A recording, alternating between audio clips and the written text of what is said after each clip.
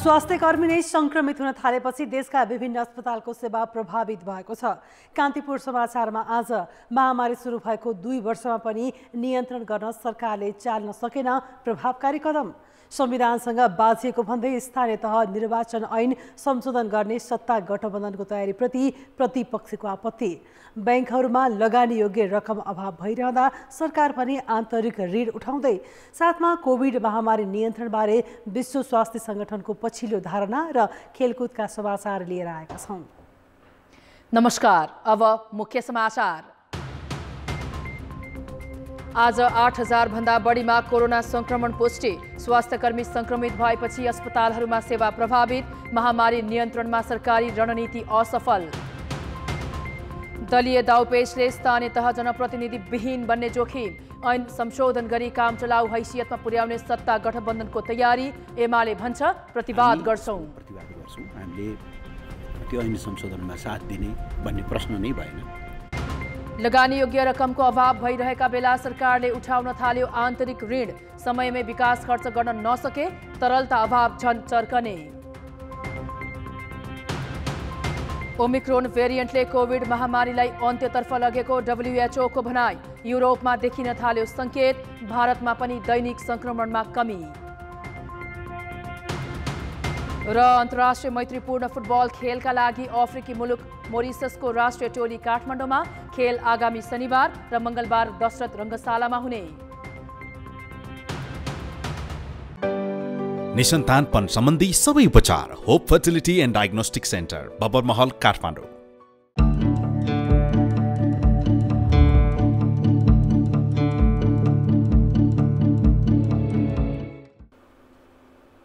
वैशाखमा स्थानीय तहको पदावधि सकिँदैछ, तर संविधान र ऐनको फरक व्यवस्थालाई देखाएर सत्ता गठबन्धनले स्थानीय तहको निर्वाचन धकेल्न खोज्दैछ। त्यसो त वैशाखमै चुनाव हुनुपर्ने बताइरहेको विपक्षी एमाले पनि विकल्प देखाउन सकिरहेको छैन।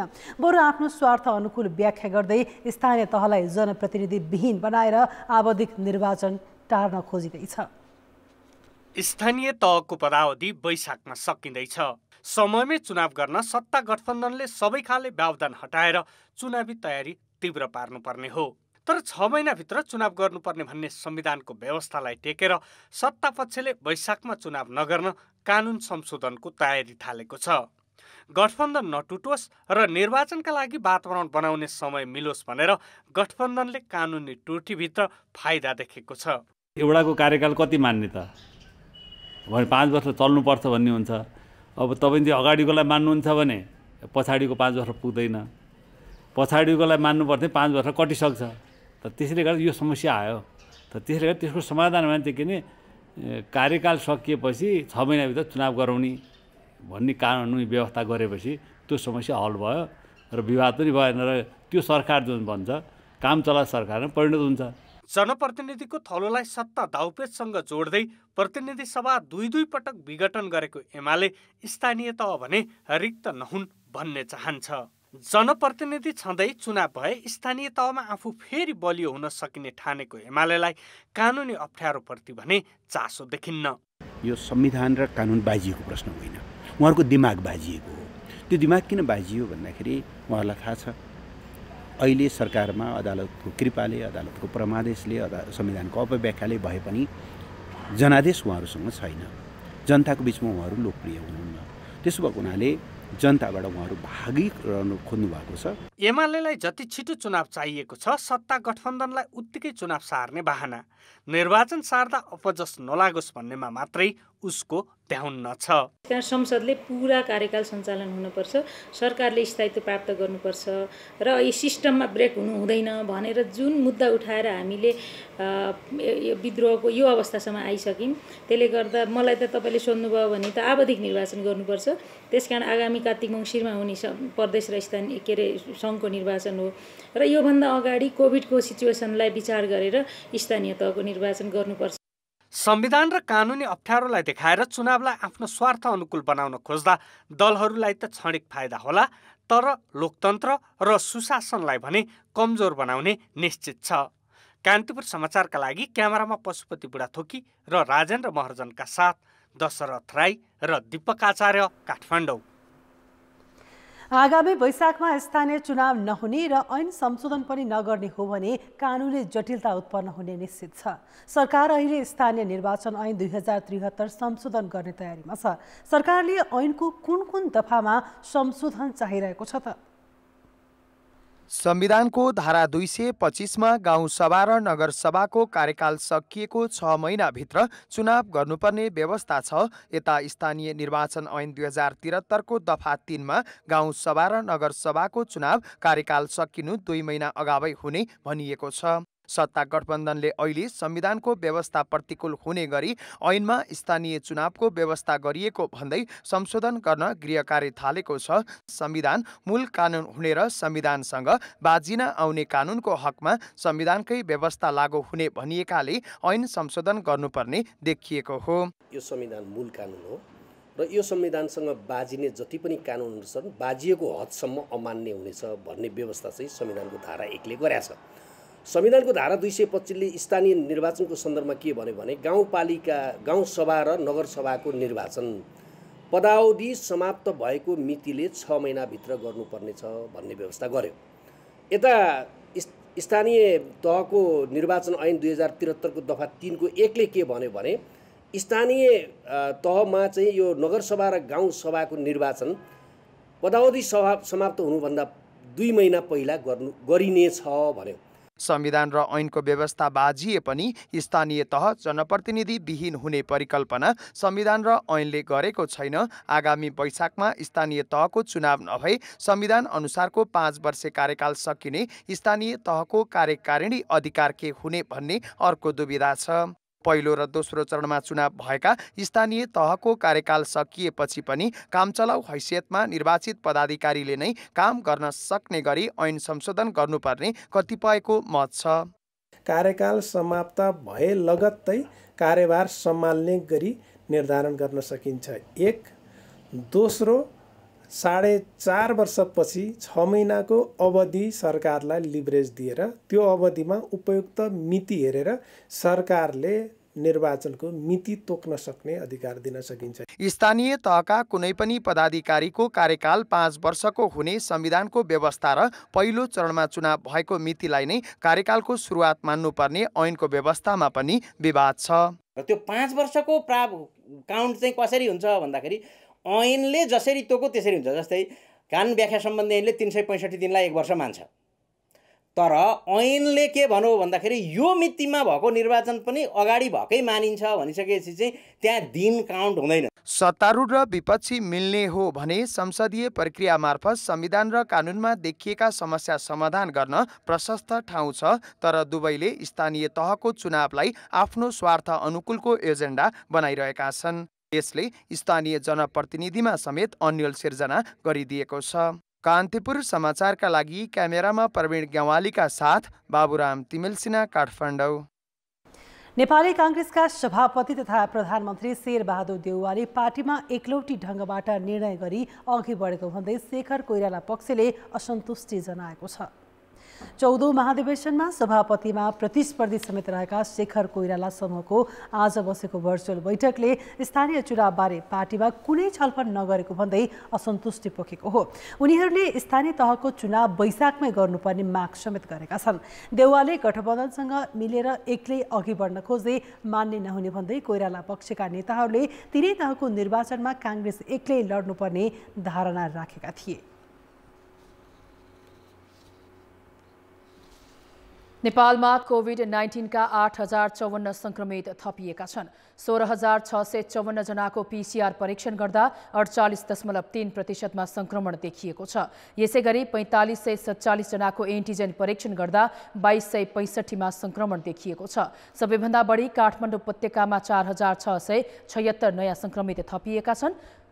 यसैगरी कास्कीमा 343, झापामा 205, सुनसरीमा 187 संक्रमित देखिएका छन्। अहिले देशैभर 238 जनाको आइसियु र 43 जनाको भेन्टिलेटरमा उपचार भइरहेको छ। संक्रमणका कारण 24 घण्टामा 4 जनाले ज्यान गुमाएका छन्। 2540 जना संक्रमण मुक्त भएका छन्। अहिले देशभर सक्रिय संक्रमितको संख्या 82,550 छ।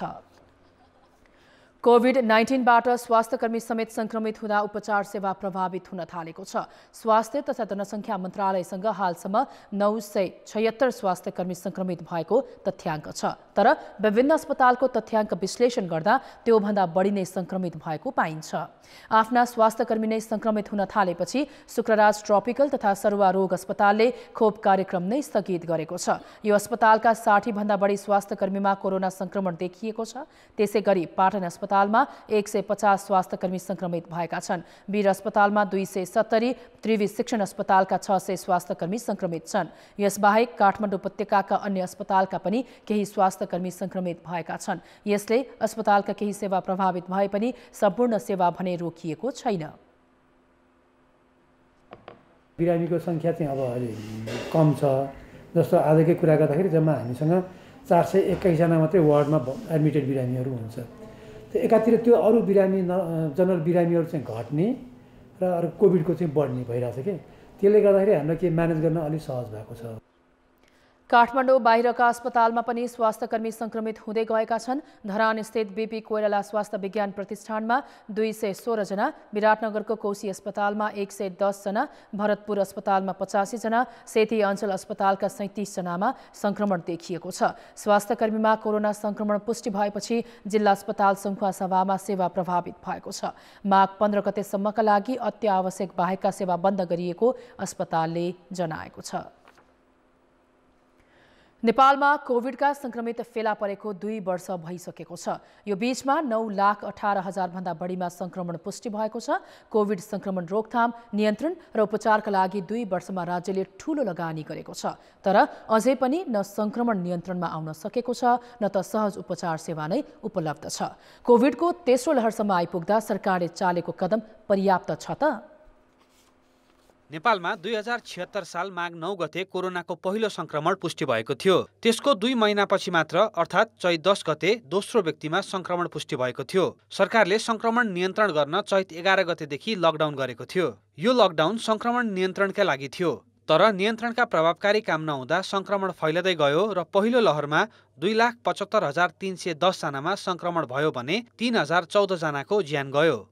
यसैगरी 2077 को अन्त्यदेखि डेल्टा भेरिएन्टको संक्रमण बढेसँगै दोस्रो लहरले नेपालको स्वास्थ्य प्रणालीलाई नै असफल बनायो। दोस्रो लहरका क्रममा 5,53,121 जना संक्रमित भए भने 8,580 जनाको मृत्यु भयो।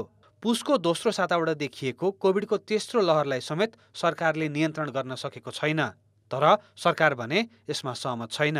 मान्छेले भन्ने कुरा त अनेक ढङ्गले भन्छन्, तर त्यत्रो ठुलो चाहिँ राज्यको तर्फबाट गर्नै पर्ने र त्यो छुटेको नगरी नहुने भने जस्तो त त्यस्तो मलाई केही लागेको छैन। अहिलेसम्म सरकारले राम्ररी महत्त्वका साथै सिङ्गो मन्त्रालय, सिङ्गो सरकार चाहिँ यसको चाहिँ यो कोरोना नियन्त्रण गर्नको लागि, यो तेस्रो भेरिएन्टबाट छुटकारा पाउनको लागि सिङ्गो शक्ति लगाएरै काम भइरहेकै छ। कोभिड संक्रमण सुरु भएको 2 वर्षको बीचमा सरकारले स्वास्थ्य पूर्वाधार बढाएको छ। पहिलो लहरमा कोभिडका लागि 524 आइसियु छुट्याएकोमा अहिले 2797 पुगेको छ।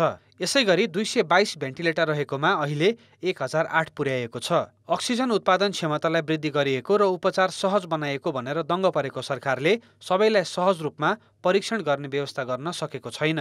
पहिलो र दोस्रो लहरबाट भएको क्षतिको पाठ सरकारले सिक्न नसक्दा अहिले तेस्रो लहरमा मात्र 90,017 संक्रमित थप भएका छन् भने 61 जनाको ज्यानै गएको छ। सरकारले समयमा रणनीति तथा व्यवस्थापनमा ध्यान नदिँदा क्षति हुने क्रम रोकिएको छैन।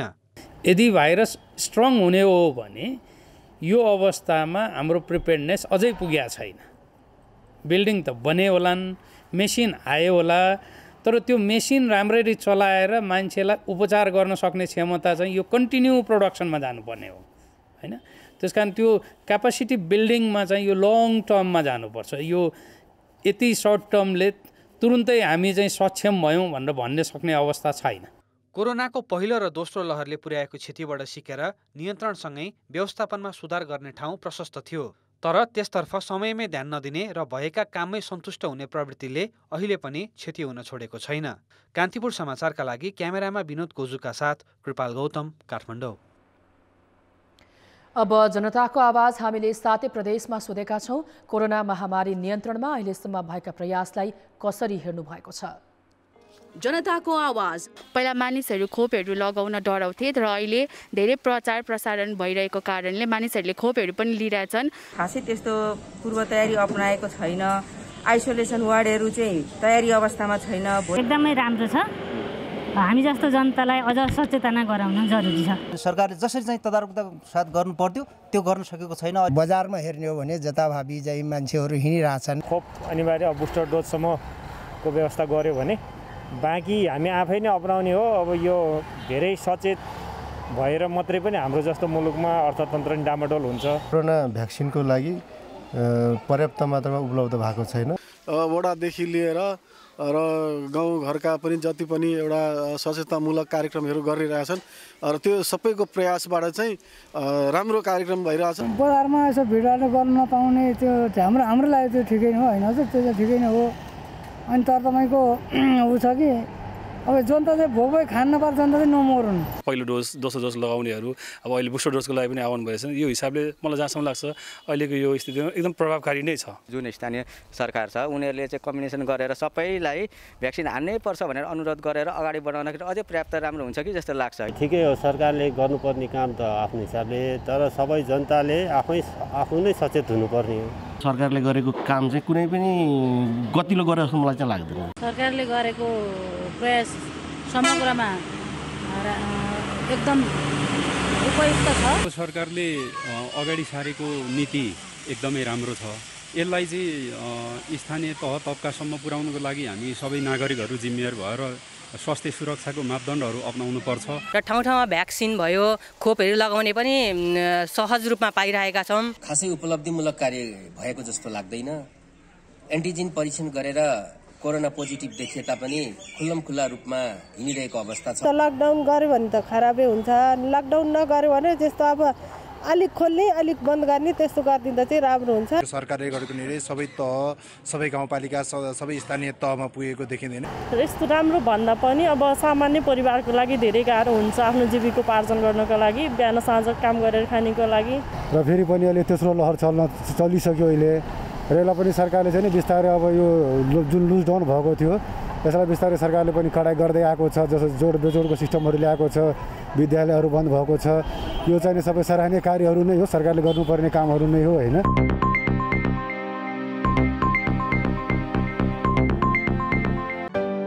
निसन्तानपन सम्बन्धी सबै उपचार hope fertility and diagnostic centre, Babarmahal, Kathmandu. बुधबार हुने राष्ट्रिय सभा निर्वाचनका लागि सबै तयारी पूरा भएको छ। राष्ट्रिय सभामा रिक्त हुन लागेका 19 सदस्यका लागि 7 प्रदेशमा हुने निर्वाचनको तयारी सकिएको निर्वाचन आयोगले जनाएको छ। निर्वाचनमा प्रदेश सभा सदस्य, नगर प्रमुख तथा उपप्रमुख र गाउँपालिका अध्यक्ष तथा उपाध्यक्ष गरी 2225 जनाले मतदान गर्नेछन्। 8वटा मतदान स्थलको 14 केन्द्रमा मतदानको व्यवस्था मिलाइएको छ। कोही कोरोना संक्रमित भए छुट्टै व्यवस्था मिलाइएको छ।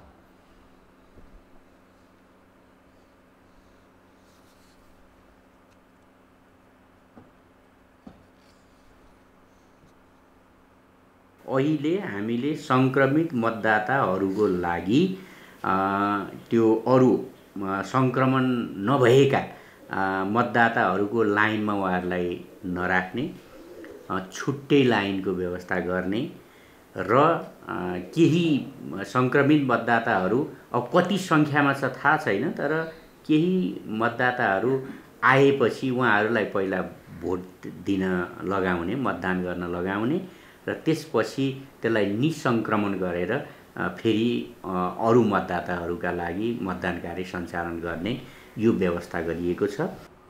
निर्वाचनको मौन अवधि सुरु भइसकेकाले उम्मेदवारलाई कुनै प्रचार नगर्न पनि आयोगले निर्देशन दिएको छ। मतदान सकिए लगत्तै मतगणना सुरु हुने आयोगले जनाएको छ। हुन त आफ्ना सरकारी कागजात हराएमा प्रक्रिया पूरा गरेर प्रतिलिपि बनाउन सकिन्छ। खोज्नको झन्झटले वा कतै बिर्सिएर नयाँ बनाउने प्रवृत्ति पनि छ। तर नयाँ बनाएपछि पुरानै कागजात बोकेर हिँड्दा के हुन्छ भन्ने धेरैलाई थाहा नहुन सक्छ। अझ राहदानी हरायो भन्दै नयाँ बनाउने अनि पुरानो भेटेपछि त्यही बोकेर यात्रा गर्दा भने जुनसुकै बेला पक्राउ पर्न सकिन्छ है। विदेश जान लागेका 8 जना नेपाली गत बुधबार त्रिभुवन अन्तर्राष्ट्रिय विमानस्थलमै पक्राउ परे। विदेश जानु गलत थिएन, तर उनीहरूले हराएको भन्दै अर्को बनाइसकेर पनि पुरानै राहदानी बोकेका थिए। धेरैलाई ख्याल नहुन सक्छ, तर हरायो भनिएको सबै राहदानीको विवरण अहिले इन्टरपोलको सूचीमा पठाउने गरिएको छ। इन्टरपोलले हराएको पासपोर्ट पत्ता लगाउने माइन अघिल्लो महिनादेखि त्रिभुवन विमानस्थलमा राखेको छ। सन् 2014 यता मात्रै 2,53,209 वटा नेपाली राजधानी हराएका छन्। सबै विवरण इन्टरपोलमा राखिएका छन्। ती कसैले बोकेको भेटिए जुनसुकै देशमा पनि पक्राउ पर्न सक्छन्।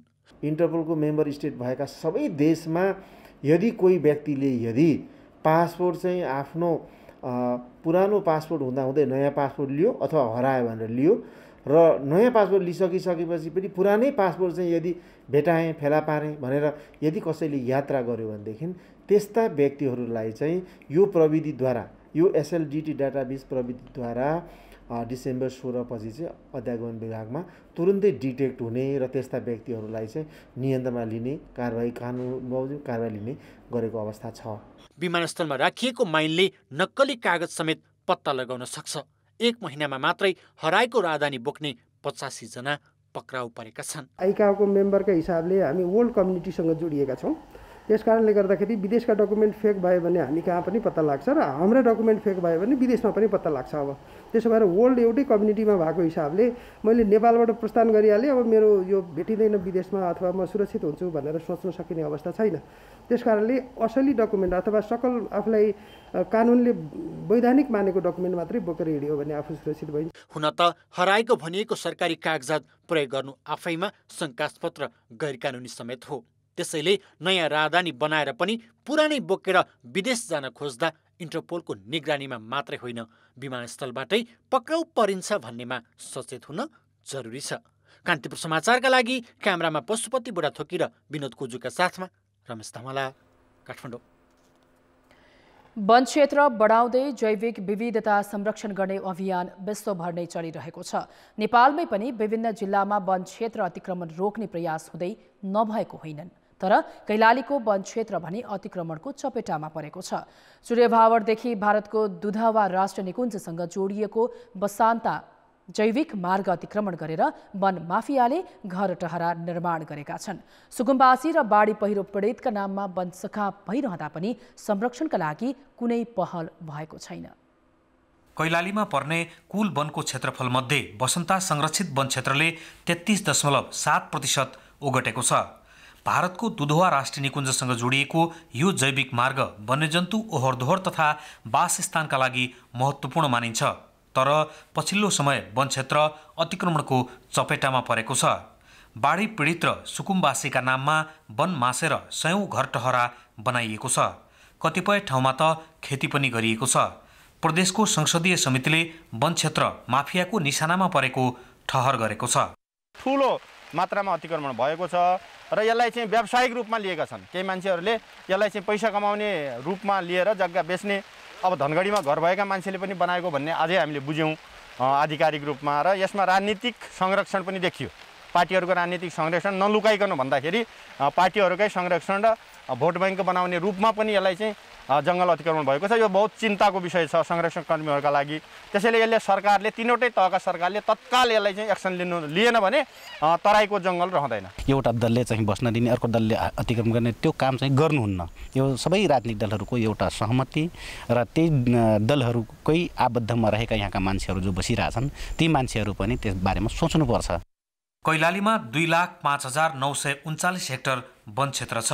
त्यो मध्ये 22,000 हेक्टर वन 1 दशक अघि नै अतिक्रमणमा परिसकेको छ, तर त्यसपछि ठूलो क्षेत्रफल अतिक्रमण भए पनि त्यसको तथ्याङ्क कुनै निकायसँग छैन।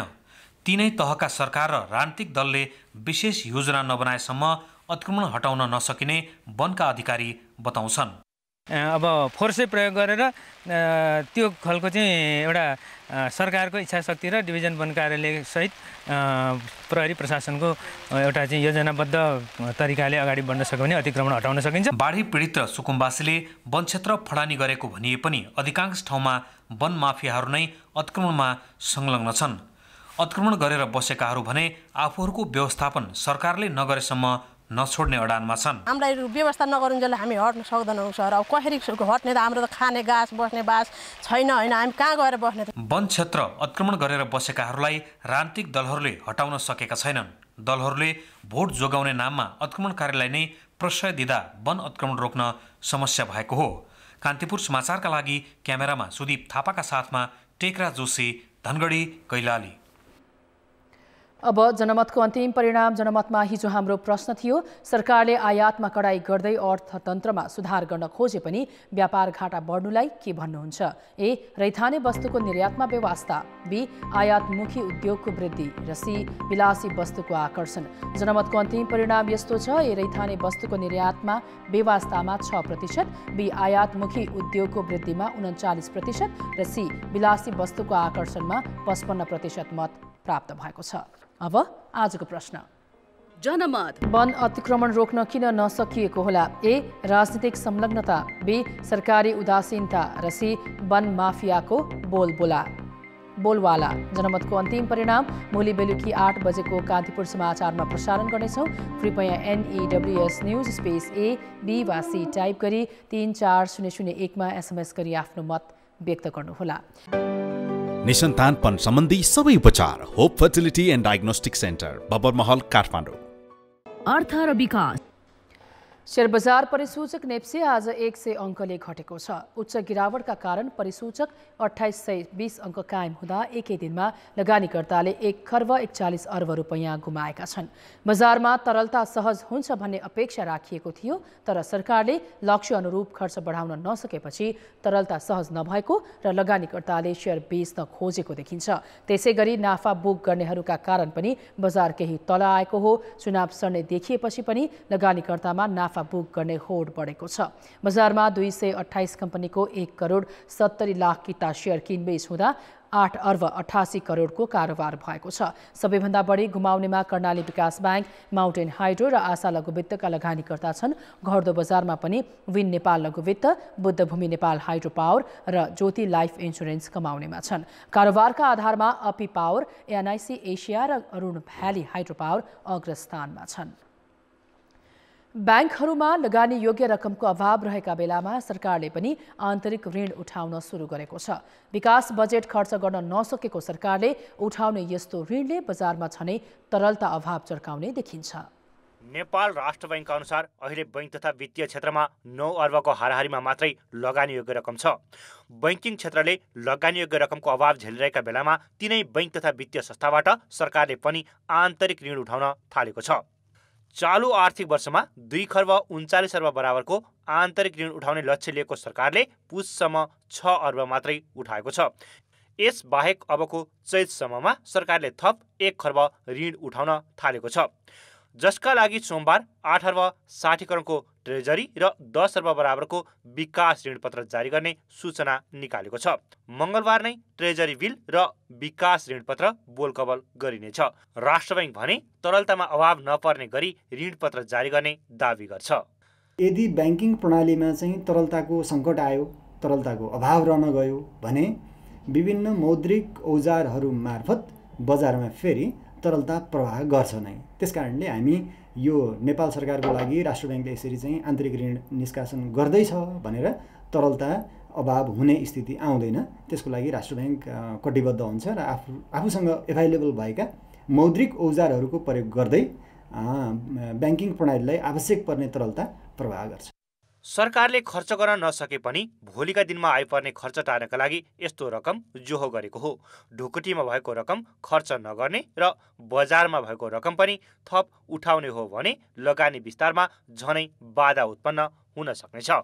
सरकारसँग एकैचोटि राजस्व त उठ्दैन, हुन त अहिले राजस्व राम्रै असुली भइरहेछ भन्ने छ, त्यो आफ्नो ठाउँमा रह्यो।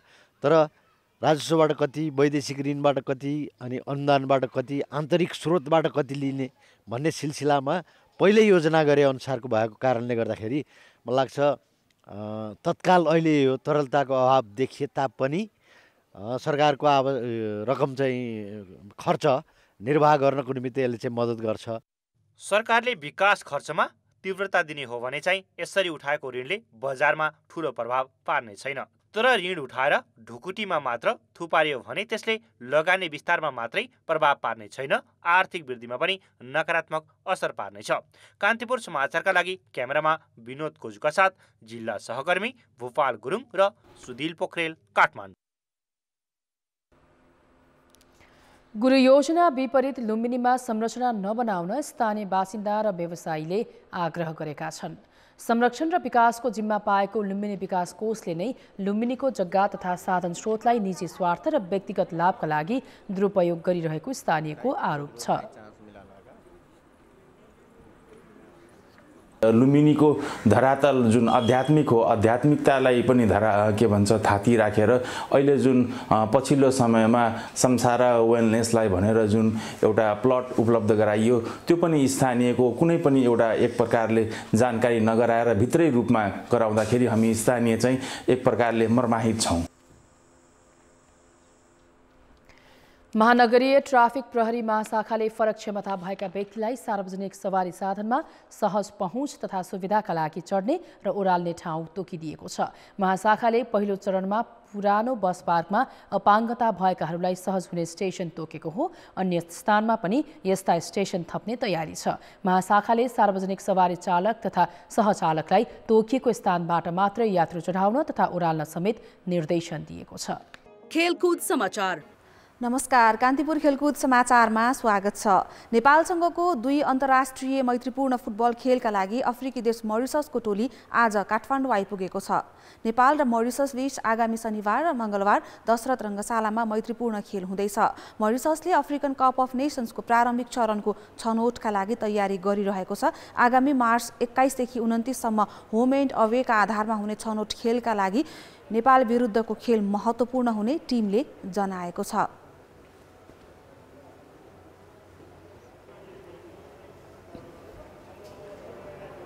The target is that we have a match for pre-qualification for the CAN, and we are going to play in March with Sao Tome in principle to match home and away matches. So it will be held on 21 and 29 March.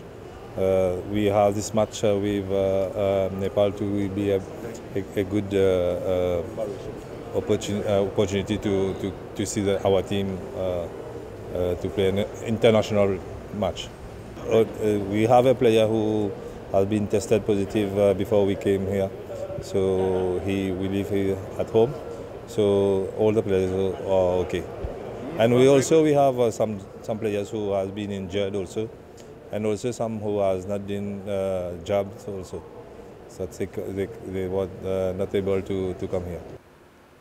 पहिलो रोजाइका एक खेलाडीमा corona संक्रमण भएकाले उनी अहिले टिममा उपलब्ध छैनन्। त्यसबाहेक केही मुख्य खेलाडी चोट र क्लबले रिलिज नगरेका कारण आएका छैनन्।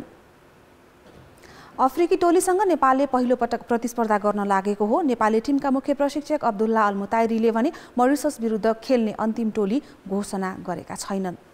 मच्छिन्द्र फुटबल क्लब आहारा गोल्ड कपको सेमी फाइनलमा प्रवेश गरेको छ। साविक विजेता सङ्कटा क्लब विरुद्ध 4-1 गोलको प्रभावशाली जित निकाल्दै मच्छिन्द्रले अन्तिम 4मा स्थान बनाएको हो। प्रमुख खेलाडी राष्ट्रिय टिमको प्रशिक्षणमा रहँदा अधिकांश दोस्रो रोजाइका खेलाडी मैदान उतारेको मच्छिन्द्रले दुवै हाफमा सङ्कटालाई दबावमा राख्यो। 13औं मिनेटमा उत्सव राईले शीर्ष डिभिजन लिग लिडरलाई अग्रता दिलाए। 47औं मिनेटमा अभिषेक रिजालको पासमा डिबक्समा अनमार्क रहेका मेसुके ओलोमौले गोल गर्दै मच्छिन्द्रलाई 2-0 को अग्रता दिलाएका थिए। एनआरटी क्लबबाट ए डिभिजन लिग खेलिरहेका मेसुके आहारामा भने मच्छिन्द्रबाट खेलिरहेका छन्। 66औं मिनेटमा सङ्कटाले अग्रता घटाउँदै खेलमा फर्कने सङ्केत गर्यो। अमित तामाङको कर्नरमा निरज बस्नेतको हेडरले पोस्टको दिशा लिन सकेन, तर परिवर्तित खेलाडी गणेश हमालले पुनः हेड मार्फत गोल गरे। 84औं मिनेटमा परिवर्तित खेलाडी अभिषेक गुरुङले गोल गर्दै मच्छिन्द्रलाई 3-1 को अग्रता दिलाएका थिए। 86औं मिनेटमा नाथिन गार्सियाको पासमा मेसुकेले व्यक्तिगत दोस्रो तथा टिमका लागि चौथो गोल गरेपछि मच्छिन्द्रले सहज जित निकाल्यो। अब मच्छिन्द्रले सेमी फाइनलमा विभागीय टिम एपीएफ फुटबल क्लबसँग खेल्नेछ। भोलि हुने अन्तिम क्वार्टर फाइनलमा त्रिभुवन आर्मी फुटबल क्लब र 3 स्टार क्लब बीच प्रतिस्पर्धा हुनेछ। नेपाली राष्ट्रिय क्रिकेट टिमले टी20 विश्वकप अन्तर्गत ग्लोबल छनौटका लागि अन्तिम चरणको प्रशिक्षण गरिरहेको छ। प्रशिक्षणमा नेपाली टिमको ब्याटिङ अर्डर परीक्षण भइरहेको छ। प्रशिक्षक पुबुदु दशानायकेको नेतृत्वमा 16 सदस्यीय टिमको कीर्तिपुर स्थित टियु क्रिकेट मैदानमा शनिबारदेखि दोस्रो चरणको अभ्यास सुरु भएको हो। अभ्यासमा ओपनिङ ब्याट्सम्यानमा कुशल भुर्तेल सहित कुशल मल्ललाई विकल्पको रूपमा हेरिएको छ, तर कुशल भुर्तेल र आसिफ शेखले ओपनिङ जोडीको रूपमा आफूलाई स्थापित गरेका कारण मल्ल ओपनिङमा आउने सम्भावना भने न्यून छ। यद्यपि मध्यक्रम र फिनिसिङका लागि भने नियमित ब्याटिङ अर्डर परीक्षण भइरहेको छ। दशानायकेले विस्फोटक इनिङ्स खेल्न सक्ने ज्ञानेन्द्र मल्ल, लोकेश बम, विवेक यादव, करण केसीको ब्याटिङ अर्डर केही तलमाथि गर्ने सम्भावना पनि छ। भुर्तेल र आसिफलाई ओपनरको रूपमा कायमै राख्दै ज्ञानेन्द्र, दिपेन्द्र सिंह ऐरी, शरद भेसाकर वा आरिफ शेख, कुशल मल्ल, विवेक यादव, लोकेश, करण केसी, सन्दीप लामिछाने, अविनाश बोहरा र जितेन्द्र मुखियालाई पहिलो रोजाइमा खेलाउने प्रबल सम्भावना रहेको बताइएको छ। यस्तै युवा खेलाडी तथा अलराउन्डर कमल सिंह ऐरी र शाहाब आलम तथा अनुभवी खेलाडी प्रदीप ऐरीको प्रयोगका बारेमा पनि अभ्यास केन्द्रित छ। अघिल्लो साता सम्पन्न प्रधानमन्त्री कप राष्ट्रिय क्रिकेटमा गरेको प्रदर्शनका आधारमा दशानायकेले अन्तिम 16 सदस्यीय टिम घोषणा गरेका थिए।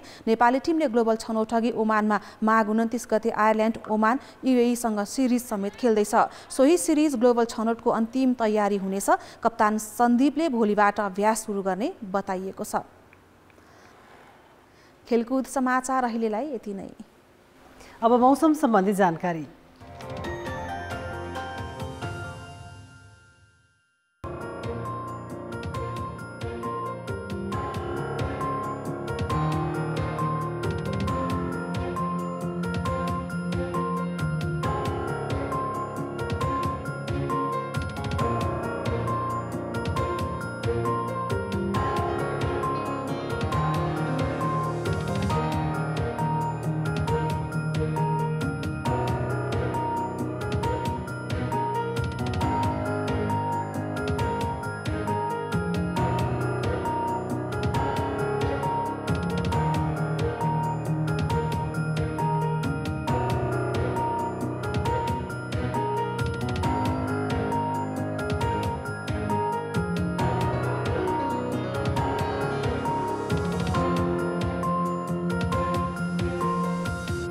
कान्तिपुर समाचार अहिलेलाई सकियो। कान्तिपुर टेलिभिजन हेर्दै गर्नुहोला। नमस्ते।